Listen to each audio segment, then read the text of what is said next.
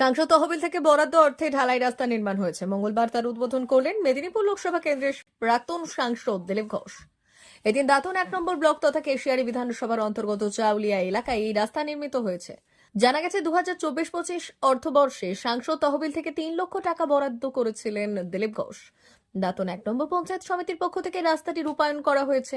সেই রাস্তা এদিন উদ্বোধন করেন দিলীপ। পরে এলাকায় একটি পরিবর্তন সভাও করেন। সেখানে বক্তব্য রাখতে গিয়ে রাজ্য সরকার ও তৃণমূলের বিরুদ্ধে একাধিক মন্তব্য করেন দিলীপ। আইপ্যাকের অফিসে ইডির অভিযানের পর তৃণমূল ও তৃণমূল সুপ্রিমো মমতা বন্দ্যোপাধ্যায়ের বক্তব্য ও আচরণকে কটাক্ষ করেন দিলীপ। তিনি বলেন, ফাইলের মধ্যে রূপকথার ভ্রমর লুকিয়েছিল। দিদিমণি এমন করছিলেন যেন এখনই সরকার পড়ে যাবে। তিনি আরো হুঁশিয়ারি দিয়ে বলেন, যতগুলো অফিসার ছিল দিদির সঙ্গে ঢুকেছিল সব কটার কোমরে দড়ি পড়বে, তাদেরকেও জেলে যেতে হবে, দিদিমণিকেও জেলে যেতে হবে। ছাড়াছাড়ি নেই, ভোটের আগে সব হিসেব হবে। রাস্তা পাকা রাস্তা হতে পারে, এত টাকা দিচ্ছে, কিন্তু আমরা জানি টাকা আসে আর নিচে পৌঁছায় না, মাঝখান থেকে হাওয়া হয়ে যায়, উড়ে যায়। প্রত্যেক বাড়িতে আমরা রেশন পাচ্ছি, প্রায় 81 কোটি মানুষ ভারতবর্ষের ফ্রি রেশন পায়। চাল ডাল বা ডাল গম, কিন্তু আমরা জানি আমরা ডাল পাই না, কেবল চাল পাই বা আটা পাই। কেন পাই না? কারণ এখানে ওই হয়, চাল পৌঁছায়, ডালটা খেয়ে নেয়। যে খেয়েছিল খাদ্যমন্ত্রী জেলে ভাতও খেয়ে এসছে, তো সব জিনিস পাই না, বঞ্চিত হয়। প্রত্যেক মানুষকে চাল ডাল দেওয়া হলো, কিন্তু ডাল পৌঁছালো না, কেবল চাল এলো। এখানে এমন লুট, গরিব মানুষের রেশনটাও লুট হয়ে যায়। প্রত্যেক বাড়ি অব্দি রাস্তা আসার মতো পয়সা আসছে, সেটা পৌঁছচ্ছে না। বাড়ি ফাঁকা রাস্তা হচ্ছে না, গ্রামের মধ্যে এখনো কাঁচা। আমি আসছিলাম ভেতর দিক দিয়ে, মোরামের রাস্তা দিয়ে এলাম, স্টেশনের ওপাশে সব লুট হয়ে যাচ্ছে। প্রত্যেক বাড়ির সামনে শুদ্ধ পানীয় জল আসবে, তার জন্য জল জীবন মিশনে হাজার হাজার কোটি টাকা মোদীজি দিচ্ছেন। প্রত্যেকটি বাড়ির সামনে, শহর হোক গ্রাম হোক, শুদ্ধ পানীয় একটা মানুষ দিনে 60 লিটার জল পাবে। সব টাকা এসছে, 5 বছর ধরে টাকা পড়ে আছে, কাজ করে না, তার সুদ খাচ্ছে। কত 100 কোটি টাকা সুদ হয় বলুন, ব্যাংকে পড়ে আছে, আর সব নেতারা আর মন্ত্রীরা খাচ্ছে, আর অফিসার।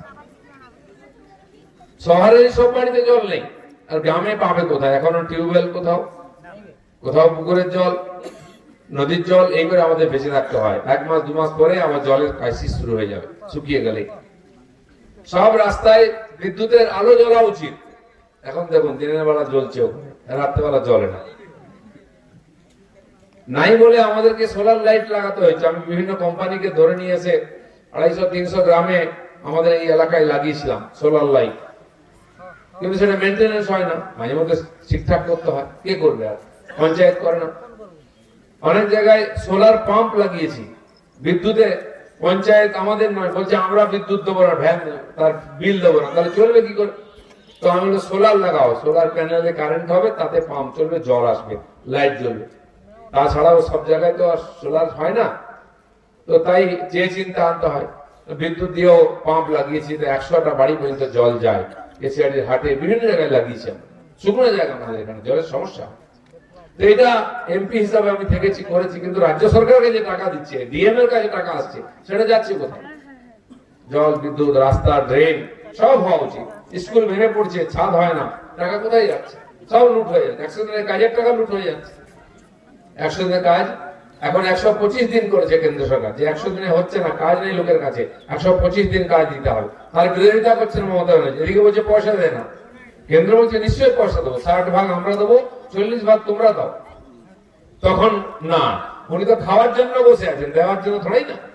আর চেঁচামেচি রাস্তায় নেমে গেছে। শুধু তাই নয়, কাজ হওয়ার 7 দিনের মধ্যে আপনার অ্যাকাউন্টে পয়সা আসবে। এবার আইন করেছে, নাহলে ধরবে পঞ্চায়েতকে আর অফিসারকে, ভিডিওকে, কেন টাকা পেল না। এবং যে যার নাম আছে সেই টাকা পাবে, তাকেই কাজে যেতে হবে। তার জন্য টিপছাপ, বায়োমেট্রিক আসছে, এখানে গিয়ে টিপছাপ লাগালে আপনার উপস্থিতি হবে, নাহলে অন্য কেউ সই করে দিল। নাম লিখে রেখেছে, কোনোদিন কাজে যায় না, বাড়িতে বসে ও অর্ধেক পায় 300 টাকা, নেতা 300 টাকা পেয়ে যায়। বলে তুই তো কাজ করিস না, 300 টাকাই নে। ও বলছে যা পাই ভাব, সন্ধ্যাবেলা একটা বোতল হলেই হলো। মানুষকে অলস করা হচ্ছে। বাড়িতে চাল এসে গেছে, কাজ না করলে চলে, কিন্তু যাতে কাজ করলে বাড়ির লোক সুস্থ হবে, ছেলেপুলে পড়বে, ভালো খাওয়া দাওয়া কমপক্ষে হবে, বোর গায়ে ভালো কাপড় হবে, দরকার একটা গয়না হবে, সে কল্পনা নাই। বাচ্চারা স্কুলে যাচ্ছে, তার খাওয়ার ব্যবস্থা হয়েছে, কিন্তু স্কুলে মাস্টার নিয়ে গিয়ে কি করবে? স্কুলে মাস্টার দিয়ে হলে আগে টাকা দাও, টাকা দিয়ে লোকে চাকরি পায়নি, ধর্ণা দিচ্ছে বসে বসে, এমন চুরি চলছে। এ সব বন্ধ করতে হবে, তাই আমরা লড়াই করছি। ওটা হতে দেবে না, মেলা চলবে, আমাদের ঐতিহ্য চলবে, পুজো পাঠ যাত্রা যা হয় সেগুলো চলবেই। আমরা কিছুতেই কিছু বন্ধ করতে দেবো না, সাধারণ মানুষের সঙ্গে আমরা আছি। ধন্যবাদ। সেটা জলের মধ্যে একটা ভেতরে ঢোকানো ছিল, সেই জলটা সেই ডুব দিয়ে রাজকুমার সেই যদি ভ্রমণটাকে নিয়ে আসে আর মেরে দেয়, তাহলে সেই রাক্ষসী মরে যাবে। এখন মনে হচ্ছে যে ফাইলের মধ্যেই লুকিয়ে আছে এই ভ্রমণটা। দিদিমণি এমন করছিলেন যেন কাল সরকার পড়ে যাবে। কেন এত ভয়? বাপ বাপকেও ছাড়ে না, একদিন তার বিচার হবেই। আমাদের কত ছেলেকে কেস দিয়েছে, সবাইকে কেস দিয়েছে, জেলে ঢুকিয়েছে, মারপিট করেছে। আপনি চিৎকার চেঁচামেচি করেন, যেই জেলে যাওয়ার কথা হয়েছে, হাইকোর্টের বিচার হলো, বিচার করতে দেবে না, ওখানে লোকজন ঢুকিয়ে হাল্লা করে গন্ডগোল করে দিচ্ছে। এবার সুপ্রিম কোর্টে কেস হয়েছে, বলছে ওই ল্যাপটপ ফাইল ফেরত চাই। আর যতগুলো অফিসার ছিল দিদির সঙ্গে ঢুকেছিল, সব কটার কোমরে দড়ি পড়বে, তাদেরকেও জেলে যেতে হবে, দিদিকেও জেলে যেতে হবে। ছাড়াছাড়ি নেই, ভোটের আগেই সব হিসাব হবে। পাপের ঘোড়া ভরে গেছে। আমরা চাই পশ্চিমবাংলায় পরিবর্তন, সাধারণ মানুষ, গরিব মানুষের জীবনের পরিবর্তন। চাউলিয়া গ্রামেতে দাঁতনের আমাদের এখানে একটি রাস্তা তৈরি হয়েছে শ্মশানে যাওয়ার জন্য। গ্রাম থেকে কাদার মধ্যে যেতে হয়, তো সেই তারই উদ্বোধন ছিল, আর এই গ্রামের লোকেদের নিয়ে সভা ছিল। প্রধানমন্ত্রী কুশপুতুল দাহ মন্ত্রী সাবিনা ইসমাইলের বিরুদ্ধে অভিযোগ উঠছে, থানায় অভিযোগ নেয়নি মোথাবাড়ি থানায়, কি বলবেন? টিএমসির কোনো নীতি নৈতিকতা কিছু নেই।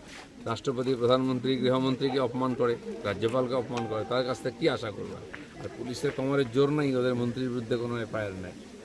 মুখ্যমন্ত্রী কটুক্তির লেক থানার মন্ডল সভাপতি গ্রেপ্তার হয়েছে, কি বলবেন? নবম শিক্ষাবর্ষে ভর্তি চলছে পণ্ডিত ঈশ্বরচন্দ্র বিদ্যাসাগর মিশন স্কুল, ফুলকেরিয়া, ঠাকুরচক, পশ্চিম মেদিনীপুর। আমাদের বিদ্যালয়ের প্রধান বৈশিষ্ট্য শিশু কেন্দ্রিক পঠন পাঠন সহ সিবিএসই সিলেবাসে পাঠদান। ছেলে মেয়ে উভয়ের জন্য নার্সারি থেকে ষষ্ঠ শ্রেণী পর্যন্ত স্মার্ট ক্লাসের মাধ্যমে বিশেষ প্রশিক্ষণ দেওয়া হয়। সিসিটিভি নজরদারি সহ পরিবেশ বান্ধব ক্যাম্পাস, পরিবহনের সুব্যবস্থা, ন্যূনতম ফি কাঠামোয় লাইব্রেরি ও ল্যাবরেটরির সুবিধে, সহপাঠ্যক্রম কার্যক্রম, আবৃত্তি, নাচ, গান, অঙ্কন, যথাযথ স্বাস্থ্যবিধি ও নিরাপদ পানীয় জলের ব্যবস্থা। এছাড়াও আউটডোর গেমসের জন্য বিশাল খেলার মাঠ রয়েছে। সুদক্ষ শিক্ষক দ্বারা শিক্ষা প্রদান। বিশদ জানতে ও ভর্তির জন্য যোগাযোগ করুন 9564251968 অথবা 7586030299। এছাড়াও 7001060338 অথবা 9434119496। रहता है वो अब हमको इसमें डिवाइस में दिखाते हैं, जिससे ये डिटेक्ट करता है एंड जो भी मॉडल रहता है वो लोड हो जाता है इसमें ना। उसके बाद ये एनिमेशन करेगा, इसको हम अपने हिसाब से एडजस्ट भी कर सकते हैं। मैं पास लेके जाऊंगा तो ये बड़ा हो जाएगा, और जितना मैं दूर लेके जाऊंगा ये छोटा हो जाएगा। और मैं इसको 360 रोटेट भी कर सकता हूँ, हर एक एंगल से मैं इसको दिखा भी सकता हूँ। देखिए, देन इसके बाद हमको इसके डिटेल्स के बारे में जानना है, तो मैं मैजिक कार्ड दिखाऊंगा। मैजिक कार्ड से मैं इसको कंट्रोल करता हूँ, इसको सेंटर में रखा, ये